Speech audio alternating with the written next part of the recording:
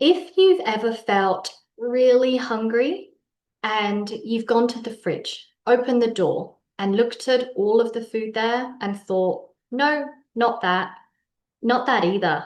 Actually, none of this. Then this video is for you. Hi, I'm Dr. Jessica Bays. I'm a researcher in nutritional psychiatry, and I focus on how nutrition impacts mental health, particularly in autistic adults.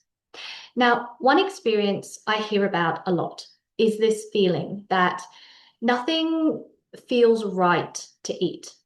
It's not that you're not hungry, but instead, when every option actively feels like a no. So, in this video, I want to talk about what that experience actually is, why it happens, and what can help in those moments. So, what is this everything feels like a no experience? Well, it's not just I don't feel like eating. It's more like you look at food and feel a kind of resistance. You imagine eating something and it just feels wrong. Even foods you usually like don't feel okay. And sometimes it's almost like your brain is scanning options and rejecting them one by one. Nope, nope, definitely not.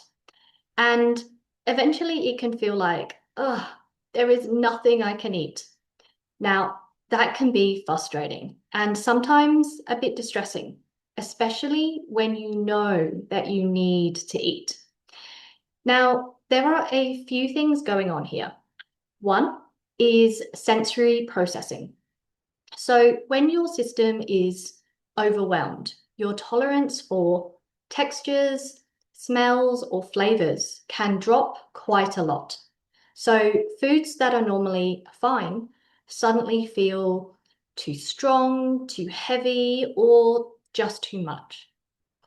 Another piece is decision fatigue. When your brain is low on energy, even simple choices can feel overwhelming. So instead of saying to yourself, I'll just pick something, it becomes, I can't decide. Nothing feels right. And then there's also overall energy and burnout. When you're depleted, your brain becomes much more likely to reject effort, avoid tasks, and seek the easiest possible option. And sometimes eating just doesn't feel easy enough. This is where this connects to mental health because when everything feels like a no, it's very easy to delay eating, skip meals, or not eat enough. And over time, that affects your energy, concentration, and emotional regulation. You might notice feeling more overwhelmed, more irritable, or more anxious. And the difficult part is that state makes food feel even less manageable. So you can get stuck in a loop. Nothing feels okay to eat, so you don't eat. Then your energy drops and everything feels even more like a no. Now, from a nutritional psychiatry perspective, this is a really important cycle to recognize. So, what helps in that exact moment? Instead of trying to override that feeling, it can help to work with it. First, shift from needing food to be really appealing to just tolerable. You don't need food to feel amazing all the time.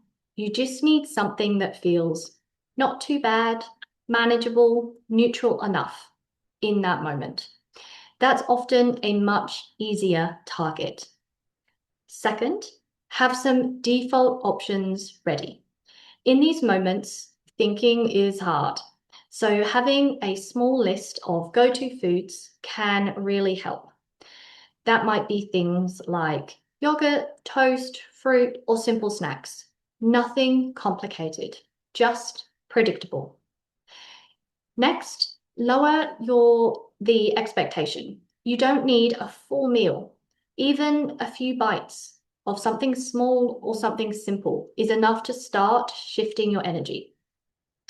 Last, we want to reduce friction as much as possible. The easier something is to access, the more likely it is to happen. That might mean pre-prepared food, ready-to-eat options, or keeping food visible. Small changes can make a big difference. Now, if everything feels like a no, that's not you being difficult. It's not a lack of willpower. It's often your brain saying, this is too much right now. So instead of trying to push through that, we can respond with less pressure, less complexity, and more support. Now, if this is something that you personally experience, I'd really like to hear from you in the comments. And you might also find my other videos on forgetting to eat, executive functioning and food, and sensory eating helpful as well. And if you're interested in more evidence-based, neuro-affirming approaches to nutrition and mental well-being, please consider subscribing. Thanks for watching, and I hope to see you next time.